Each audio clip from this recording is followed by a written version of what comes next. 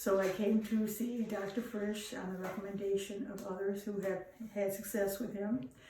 And I came, and immediately they gave me all kinds of x-rays, and I tried to fill in with what I had known. I thought maybe it was my back or something.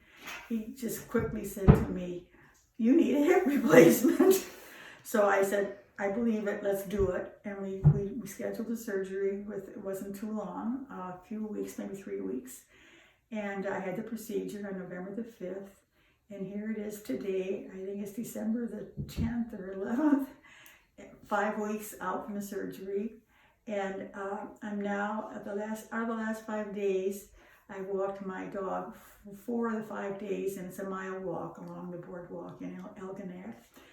I cannot believe the freedom and ease that I have in moving my legs. It's like some kind of a miracle. And instead of everything being all tight and stiff, it just is free, and you can walk, and it's a wonderful feeling. I love to garden, and I like to be active, and now I can be active again, and I'm very happy, and I've had great service and wonderful doctor. I certainly encourage you to do this and not wait as long as I did. Thanks.